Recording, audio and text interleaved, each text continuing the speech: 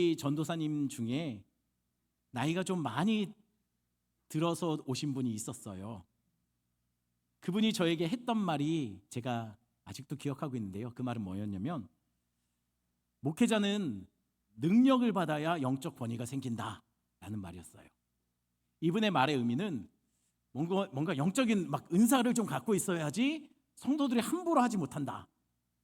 성도들보다 목회자는 뭔가가 있어야 된다. 뭐 이런 의미였어요. 그렇죠? 아무것도 없는 사람에게는 영적인 권위가 나오지 않죠. 뭔가 보여줄 수 있어야 뭔가 보여져야 영적인 권위가 생길 거 아닙니까? 그럼 뭘 보여주면 영적인 권위가 생길까요? 여러분, 뭐가 있으면 영적인 권위가 있는 사람입니까? 제가 뭘 하면 여러분들 저를 막 권위 있는 사람으로 보겠습니까? 감사합니다. 다른 거는 기대도 안 하죠? 예. 그런 사람 있지 않습니까? 이렇게 눈빛만 봐도 사람의 마음이 다 들통나는 것 같이 눈에 엑스레이 같은 거 찍고 들고 다니는 사람.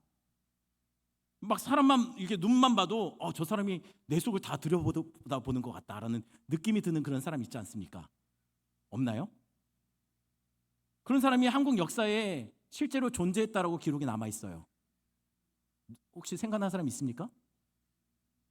쳐다만 봐도 그 사람의 마음을 읽는 사람. 바로 이 사람이요.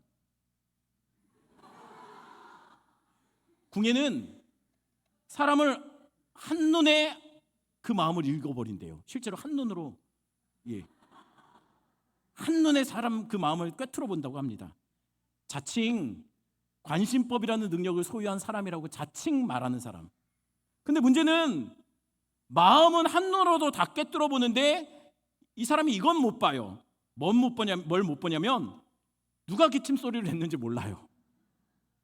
그래서 궁예의 이런 능력이 그를 권위 있는 사람, 다른 사람이 볼 때 야 권위 있다라고 느껴질 정도로 이 능력이 궁예를 권위 있는 사람으로 만들었을까요? 아니죠. 그건 권위가 아니고 두려움이죠. 두려움과 권위는 많이 비슷할지 모르겠지만 다른 거예요. 관심법이 권위를 갖다 주는 건 아니다라는 거예요. 그러면 이런 능력은 어떤가요? 목사님들 중에 이렇게 막 안수기도 하면은 막 이렇게 막 몸이 찌릿찌릿 감전되는 것처럼 손에 고압전류 흐르는 분 있잖아요.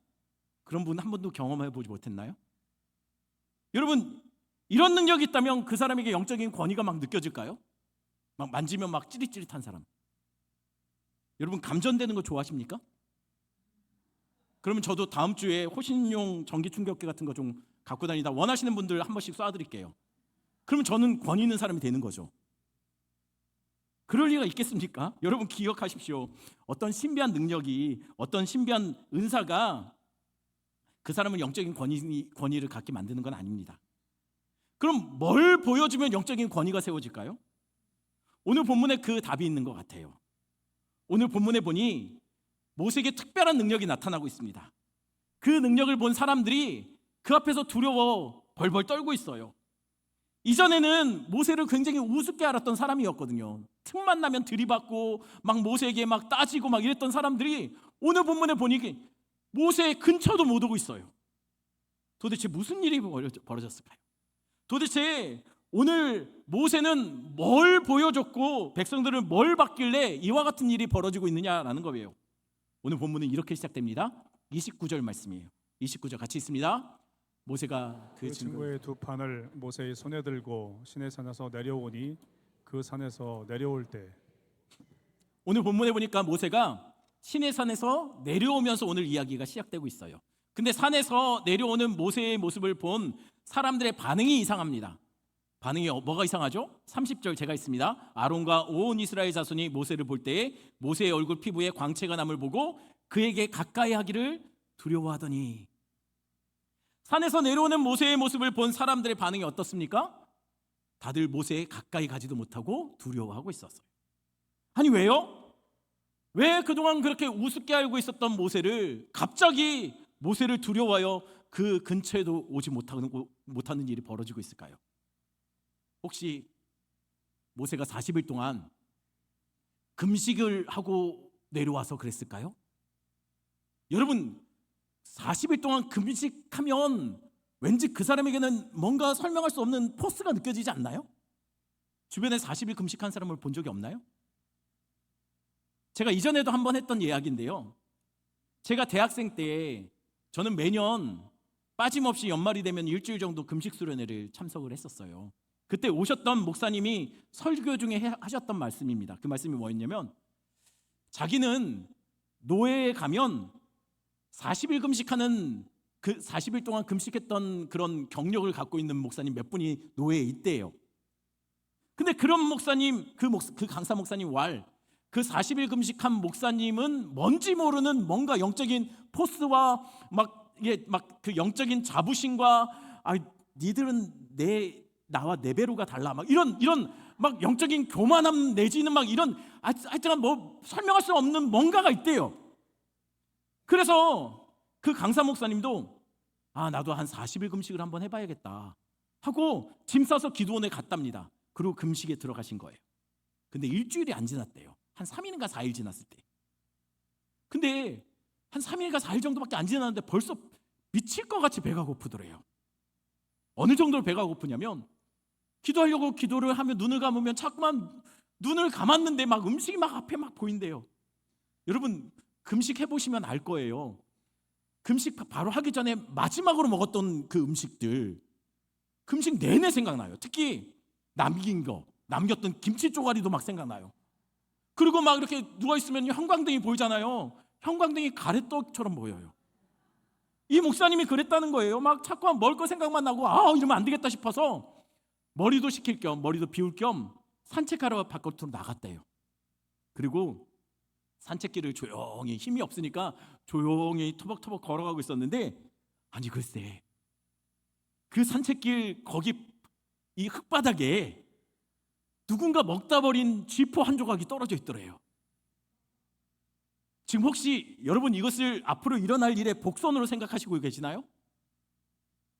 설마요 목사님이 그랬겠습니까? 그지 땅끄지도 아니고 게다가 지금 금식 중이잖아요.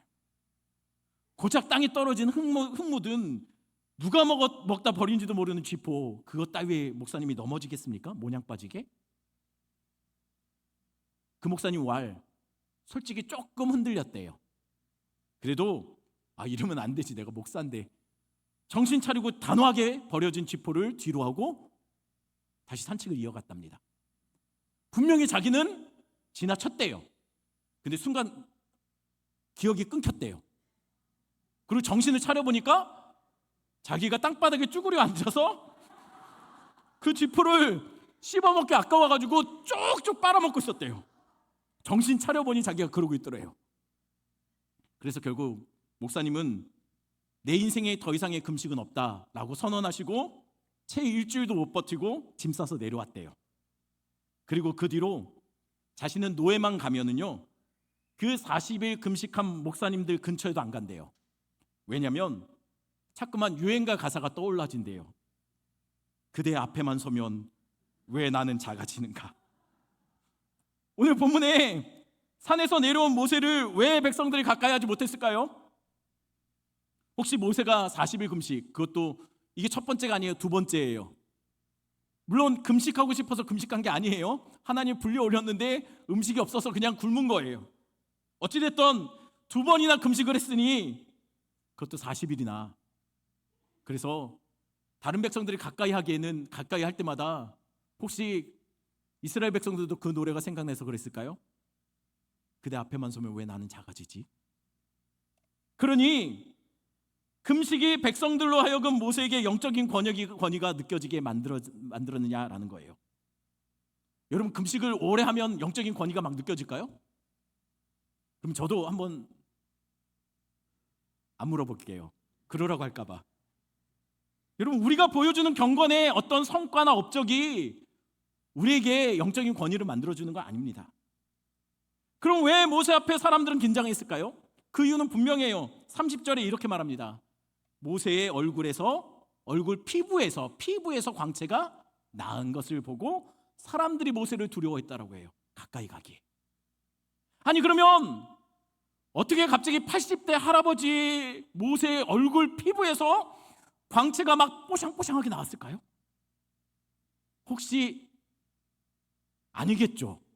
뭐가요? 여러분, 요즘 대학생들이요, 방학 때만 되면 그렇게 거짓말을 많이 한대요. 아니, 이게 무슨 소리죠? 방학 때 대학생들이 거짓말을 굉장히 많이 한답니다. 그 증거가 있어요. 뭐가 증거냐면, 방학 동안 얼마나 거짓말을 많이 했던지 개학을 하고서 학생들이 다시 돌아오면은요, 코가 이전보다 오똑해진대요. 얼마나 거짓말을 많이 했길래 코가 이렇게 자랐을까요? 코만 그렇습니까? 방학 지나고 났더니 쌍꺼풀도 없던 쌍꺼풀이 생긴대요. 피부도 방학 지나고 나니까 엄청 좋아져서 온대요. 그러니 방학 전과 후에 달라진 모습을 보면서 주변의 사람들이 어떻게 했습니까? 낯설죠. 어색하죠. 괜히 경계도 하고. 혹시 모세도 그랬던 걸까요? 그래서 모세도 40일 동안 연락 두절이 된 거 아닐까요? 연락 두절 되면 의심해 봐야죠. 아, 붓기를 빼고 있는 기간이구나. 그래서 80세의 할아버지가 도저히 80세 할아버지라고는 믿기기 어려울 정도로 피부가 아주 뽀송뽀송하고, 아무래도 피부를 좀 땡기고 찢고 끌어올리고 물광 주사에 보톡스까지, 그러고 나타난 건 아닐까요? 그래서 얼굴 피부에 광채가 난 건 아니냐는 거예요.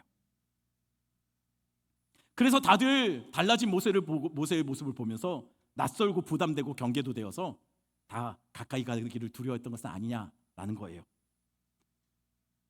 설마 제 얘기를 지금까지 들으면서 그랬나? 라고 생각하시는 분이 있진 않겠죠? 여러분, 아닙니다. 모세의 얼굴에 광채가 난 이유에 대해서는 29절 하반절에 분명히 말하고 있습니다. 한번 같이 볼까요? 29절 하반절만 같이 있습니다.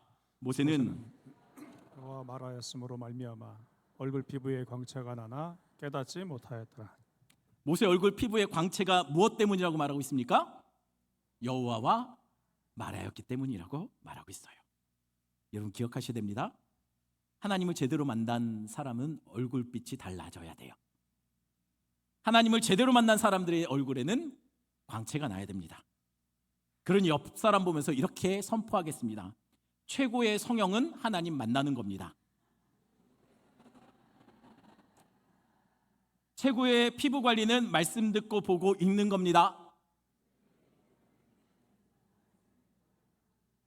여러분, 하나님 만나면요, 얼굴빛이 달라져요.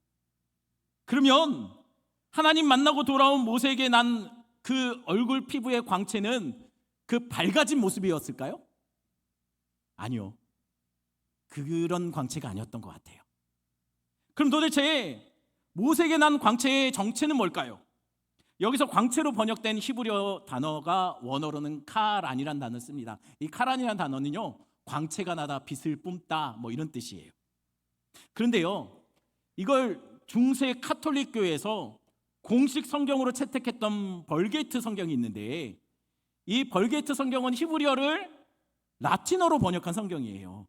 근데 히브리어를 라틴어로 번역하면서 이 벌게이트 이 번역이 잘못 보고 카란을 카렌으로 본 거예요. 그래서 광채로 번역을 해야 되는데 벌게이트 성경에는 모세의 얼굴빛의 피부에 광채가 났다가 아니라 모세의 얼굴에 뿔이 났다라고 그렇게 번역을 해버렸어요. 그래서 중세 그림이나 조각상에 보면요, 모세를 이렇게 머리에 뿔 났죠. 저 화나서 그런 거 아니에요. 하나님 만나고 돌아왔더니 머리에 뿔 났다라고, 그렇게 실제로 이 미켈란젤로의 모세상에 모세가 머리에 뿔이 났어요. 이뿐 아니에요. 중세 사람들 그림이나 조각상에 모세의 뿔이 난 모습들이 많이 기록되어 있어요. 그러면 이상하죠?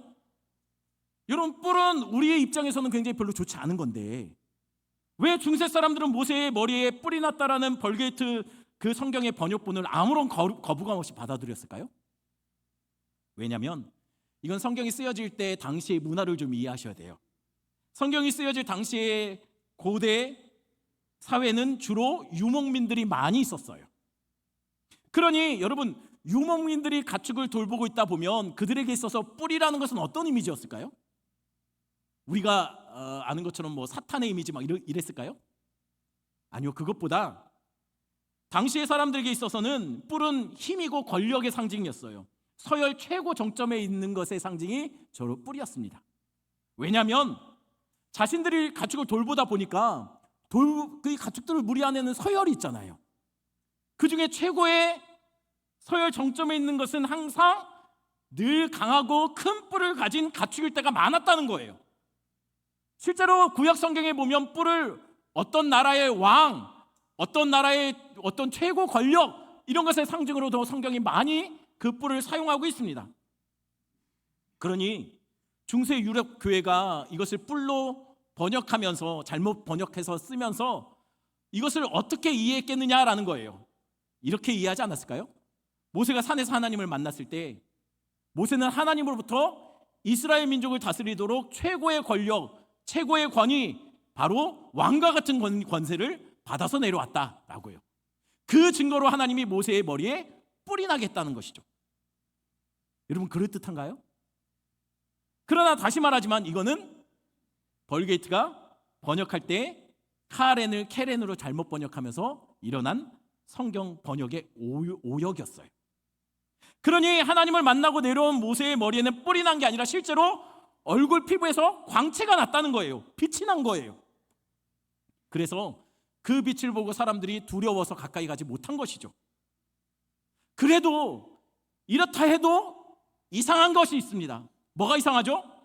여러분 모세의 머리에 남도 아니고 모르던 사람도 아니고 낯선 사람도 아니고 모두가 다 알고 있는 모세의 얼굴 피부에 빛이 나요. 그러면 이거는 무서운 겁니까? 아니면 신기한 겁니까? 신기한 거 아닌가요? 이건 무서운 게 아니에요. 신기한 거예요. 그렇잖아요. 그런데 모세의 얼굴에 광채가 나는 것을 보고 사람들은 신기한 게 아니고 무서워했다는 거예요. 왜요? 왜 무서워했을까요? 정확하게 말하면 빛이 광채가 나고 있는 모세가 무서운 게 아니에요. 이스라엘 백성들이 두려워했던 것은 모세가 아닙니다. 모세에게서 난 광채가 두려웠던 거예요. 아니 이게 무슨 말이죠? 도대체 모세의 머리에 나오는 광채의 정체가 뭐길래 왜 사람들은 그 광채를 보고 두려워했을까요? 여러분 아마 백성들은 모세의 머리에 나오는 광채가 어떤 의미를 가진 광채인지 잘 알고 있었을 거예요. 그게 어떤 의미냐면 그때 당시의 상황을 좀 이해하시면서 한번 생각하시면서 상상하시면서 한번 우리가 이스라엘 입장이 되면 알 수 있을 것 같아요. 자, 모세가 시내산에 처음에 올라갈 때 시내산의 모습이 어떤 모습이었죠? 시내산은 이렇게 생겼었을 거예요. 딱 두 단어로 말한다면 빛과 구름이 뒤엉킨 상태. 빛은 드러냄이죠. 연기, 구름은 가림입니다. 모세가 올라간 시내산 정상은 온통 빛과 구름의 연기가 가득 뒤섞여 있는 상태였어요. 그러면 이런 시내산의 모습을 보고 이스라엘은 어떻게 반응했죠? 이 모습을 보고 신기했나요? 아니요, 두려워했어요. 왜요? 시내산이 두려운 게 아니에요. 시내산에서 뿜어져 나오는 연기와 그 빛이 두려운 거예요. 왜냐하면 그 모습을 보고 그것이 왜 두려웠냐면 자기 눈앞에 보여지는 이 빛과 연기가 뒤섞여져 있는 상태가 어떤 의미를 가진 상태인지 알고 있었기 때문이에요. 빛은 하나님이 자신을 드러내심입니다. 연기가 자욱한 것은 뭐냐면 바로 하나님 앞에 설 때 우리의 죄악을 가리기 위해요. 우리의 죄가 가려지고 감춰지지 않으면 죄인은 하나님 앞에 서면 죽습니다. 그래서 빛과 연기가 가득한 상태는 심판의 상징이기도 해요.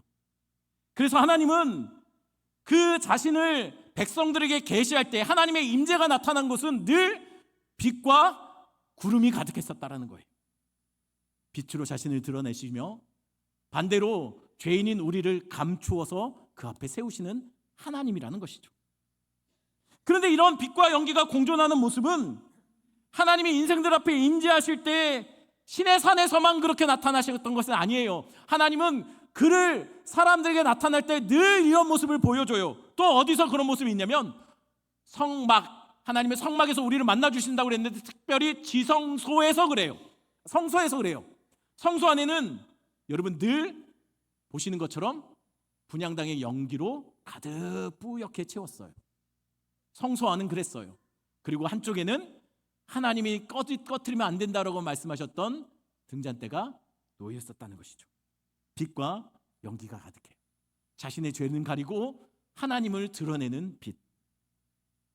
또한 이것은 성소 안에만 그런 것이 아닙니다. 성막 위에도 구름 기둥과 불 기둥으로 하나님은 그 자신의 임재하심을 나타내 보였어요. 여러분, 하나님은 인생들 속에 자신을 드러내실 때 구약에서 빛과 연기, 구름, 이것이 혼돈된 상태로 늘 자신의 모습을 보여줘서 여러분, 이스라엘 백성들은 이것을 하나님의 임재의 이 모습을 뭐라고 불렀냐면 쉐키나라고 불렀어요. 여러분 죄송합니다. 이거 요가 아닙니다. 쉐키나라고 불렀어요. 쉐키나의 뜻은 뭐냐면 하나님의 임재, 하나님의 거하심 뭐 이런 뜻이에요. 근데 이게 쉐키나라는 단어가 하나님의 임재이기도 하지만 하나님의 영광이 임한 자리, 하나님의 임재의 모습이 늘 이 구름과 빛에 뒤섞인 상태로 나타나니 그 모습을 뭐라고도 불렀냐면 하나님의 영광으로도 쉐키나를 이해했다라는 거예요. 자, 그러니 한번 생각해 보세요. 모세는 지금 그 빛과 구름이 가득한 시내산 정상으로 혼자 뚜벅뚜벅 올라갔어요. 그 정상에는 하나님의 쉐키나가 가득 짙게 드려져 있었어요. 그리고 40일 만에 내려온 거예요. 그렇게 시내산 연기와 불로 가득한 정상에서 뚜벅뚜벅 걸어 내려온 모세. 이스라엘 백성들은 그동안 40일 동안요, 그 위에 하나님의 영광이 머무는 그 자리를 쳐다도 못 봤어요. 근처도 못 갔어요. 왜요? 자신의 죄 때문에 죽을까 봐 근처도 못 갔는데 그 안에 들어갔던 모세가 뚜벅뚜벅 걸어 내려오는 거예요. 그리고 자신에게 다가오는 거죠. 그런데 시내산에 있던 하나님의 그 모세의 모습, 내려오는 모세의 모습이 어떻습니까? 모세의 얼굴에 뭐가 있죠? 하나님의 영광, 쉐키나가 나타나고 있어요. 시내산 정상이 지금 모세의 얼굴 위로 옮겨져 있는 거예요. 하나님의 영광이 그 얼굴에 머물러 있는 거예요. 그러니 모세의 모습 앞에서 이스라엘 백성들은 벌벌 떨 수밖에 없는 거예요. 왜요? 죽을까 봐. 자신의 죄가 다 그 앞에 노출되고 있는 거예요. 그래서 벌벌 떤 겁니다. 처음에는 모세도 자기 몸에 하나님의 영광이 빛이 드러나고 있다는 것을 자기도 깨닫지 못했어요. 근데 백성들의 모습을 보며 하나님의 영광이 지금 나를 통해서 나타나고 있구나라는 걸 깨닫게 됩니다. 그래서 모세가 이렇게 말을 해요. 31절, 제가 32절 여러분들 읽어주십시오. 제가 먼저 읽습니다. 모세가 그들을 부르매 아론과 회중의 모든 어른이 모세에게로 오고 모세가 그들과 말하니 그 후에야 온 이스라엘 자손이 가까이 오는지라. 모세가 여호와께서 시내산에서 자기에게 이르신 말씀을 다 그들에게 명령하고. 모세는 자기에게 다가오지 못하는 백성들을 향해서 가까이 오라 라고 그들을 가까이 불러옵니다. 그리고 마치 시내산에서 하나님이 구름과 빛 가운데서 그에게 말씀을 선포했던 것처럼 그 하나님의 영광을 가지고 담고 내려온 모세가 백성들을 모아놓고 마치 시내산 정상에서 하나님이 그에게 말씀했던 것처럼 자신도 그 받았던 말씀을 백성들에게 선포하고 있는 거예요. 어떤 상태로요? 영광의 빛을 뿜어내며. 자, 그러니 이제부터 앞으로는 모세한테 백성들이 함부로 못할 거예요. 왜죠? 빛이 나잖아요. 여러분, 이런 사람한테 함부로 할 수 있습니까? 이런 사람한테 들이받을 수 있나요? 그러다 죽으려고? 여러분, 저도 막 이렇게 빛이 나면 여러분 제 말을 더 잘 들을 거죠. 여러분, 이게 얼마나 영적인 권위를 세우는데 굉장히 유용한 장점이 됩니까? 보여줬잖아요. 하나님의 영광이 자기에게 임했다는 것을 보여줬잖아요. 나는 특별하다는 뭔가 대단한 것을 보여줬지 않습니까? 이게 얼마나 모세에게 강력한 영적인 권위를 가져다 주는 것이 되었을까요? 그런데 희한하죠. 뭐가 희한하냐면 33절이에요. 33절 같이 읽겠습니다. 모세가 그들에게 말하기를 마치고 수건으로 자기 얼굴을 가렸더라. 산에서 하나님의 말씀, 영광의 빛 가운데서 하나님의 말씀을 들었던 모세는 내려와서 그 영광의 빛을 뿌리면서 백성들에게 하나님의 말씀을 선포했습니다. 그리고 나자 모세는 수건으로 자기 얼굴을 가렸대요. 아니 왜 가립니까? 35절 그 이유는 이렇게 말합니다. 35절 제가 있습니다. 이스라엘 자손이 모세의 얼굴에 광채를 봄으로 모세가 여호와께로 말하러 들어가기까지 다시 수건으로 자기 얼굴을 가렸더라. 왜 모세가 수건으로 자기 머리를 가렸다고요? 백성들이 자꾸만 자기를 본대요. 아니 봐야죠. 아니 보여줘야죠. 저 같으면 하루 종일 돌아다니면서 봤지 그랬을 거예요. 왜요? 앞으로 나 까부지 말라고, 나한테 함부로 하지 말라고. 이건 보여줘야죠. 감추는 게 아니라 이건 보여줘야 되는 거예요. 앞으로 영적인 권위를 갖고 계속 이스라엘 백성들을 지도해야 될 모세 입장에서는 이건 굉장히 중요한 거예요. 그런데 모세는 가렸어요. 여러분 왜 가렸을까요? 대신 모세가 여러분 백성들 앞에서는 말씀을 전할 때는 수건을 걷어냅니다. 하나님 만나러 갈 때는 수건을 걷어내요. 그 하나님 만나서 받은 말씀을 백성들에게 선포할 때도 수건은 가렸던 수건을 걷어냅니다. 하지만 말씀이 끝나면 가렸다고 해요. 왜 가렸을까요? 그리고 왜 걷어냈을까요? 무엇을 가리고 싶었고 무엇을 드러내고 싶었을까요? 모세가 가리고 싶었던 것은 고린도후서 3장 7절에 나옵니다. 같이 있습니다.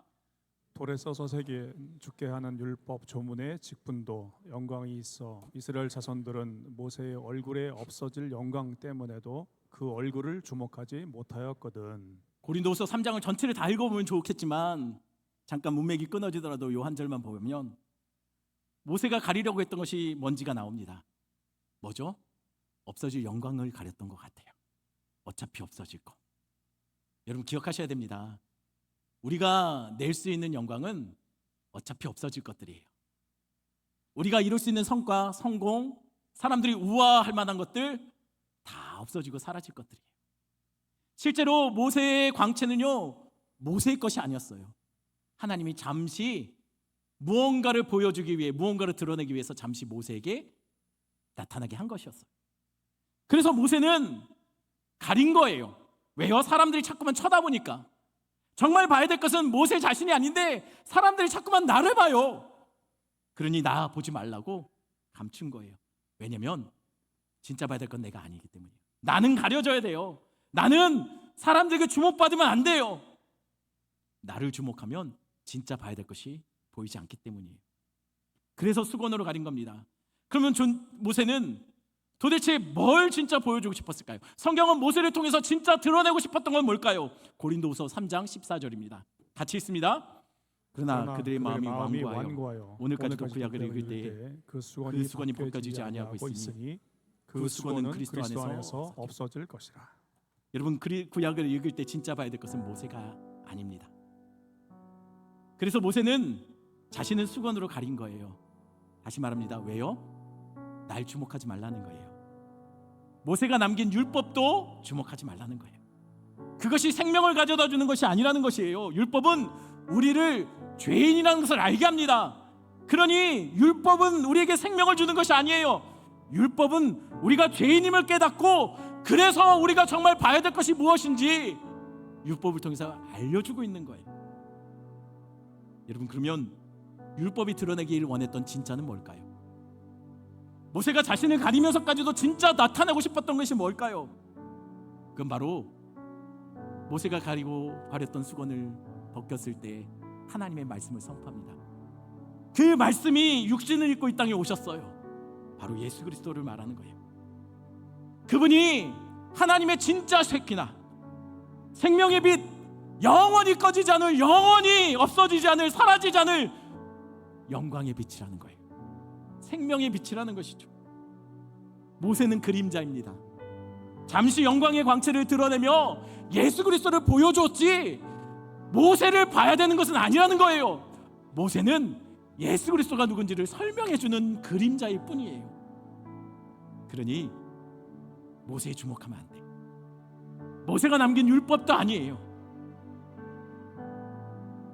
그래서 우리 예수님이 마치 모세가 하나님의 보좌 앞에 섰다가 말씀을 받고 손에 두 돌판을 들고 그리고 하나님의 영광의 모습을 잠깐 반영하면서 산에서 내려온 것처럼 하나님 보좌 우편에 앉아 계셨던 우리 예수 그리스도가 하나님으로부터 말씀으로 이 땅에 오셔서 그 백성들에게 말씀의 빛을 선포하신 거예요. 이 모세의 모습이 바로 예수 그리스도의 모습을 나타낸다. 그러니 성경이 우리에게 말하고 있는 것은 다윗이나 아브라함이나 모세와 같은 신앙의 위인들이 아니에요. 우리가 주목할 건 그들이 아니에요. 그들의 모습을 보면서 우리도 그들과 같아야 된다라고 말하는 것은 잘못된 거예요. 성경은 그들을 닮으라고 말하지 않습니다. 그들을 통해서 보여지고 있는 예수 그리스도를 보기를 원한다는 것이에요. 성경은 이스라엘 역사를 말하고 있는 책이 아닙니다. 성경은 예수 그리스도의 구원을 말하는 구속사의 이야기예요. 성경은 우리의 삶의 교훈이나 수준 높은 도덕론을 말하고 있는 책이 아니에요. 성경은 예수 그리스도만 말하고 그의 복음만 우리에게 알려주길 원하고 있다는 것이죠. 그 외의 것들은요 다 손가락이에요. 무슨 손가락이요? 예수 그리스도를 드러내기 위해 나타내는 손가락. 예수 그리스도를 보라고 손가락을 흔들어 대고 있는 거예요. 성경의 모든 것들이 지금 예수 좀 보라고 막 흔들어 대고 있는데 아직도 그 덮여진 수건이 거쳐지지 않는 이유, 계속 요 손가락만 보고 있는 거예요. 손가락이 가리키는 건 예수 그리스도를 보지 않고 여전히 유대인들은 아직까지도 율법에 매여 있는 것이죠. 여러분, 그러니 이 땅을 살아가는 우리 성도들은 이 세상에 손가락과 같은 삶을 사셔야 됩니다.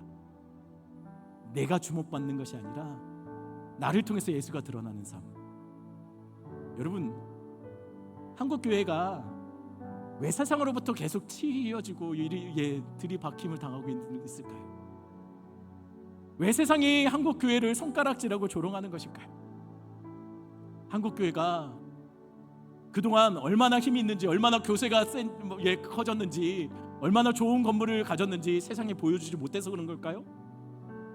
한국교회가 보여줘야 될 것들은 그런 것들입니까? 아닙니다. 한국교회 이 단상에서 선포되는 말씀 속에 예수 그리스도가 갈수록 선명해지지 않기 때문이에요. 여러분, 우리가 세워야 될 진짜 영적인 권위는 어디서 나오냐면요, 우리가 오직 예수 그리스도를 드러내고 예수 그리스도를 말하고 우리의 삶이 예수 그리스도를 닮아갈 때 세상은 한국교회를, 그리고 여러분들을, 성도를 함부로 대하지 못하는 거예요. 여러분이 이 땅에 예수를 드러내는 삶을 사시기 바랍니다. 이 땅을 살아갈 때 손가락 같은 삶을 사시기 바랍니다. 어떤 손가락이요? 진짜 생명이 여기 있다, 진짜 구원이 여기 있다, 진짜 삶 소망이 여기 있다, 물질이 아니다, 우리의 명예나 성공이 아니다, 우리의 살 길은 오직 예수 그리스도다. 우리의 삶으로 예수를 드러내는 삶 사시는 여러분 되기를 간절히 축원합니다. 우리 말씀 생각하시면서 이 찬양 같이 합니다.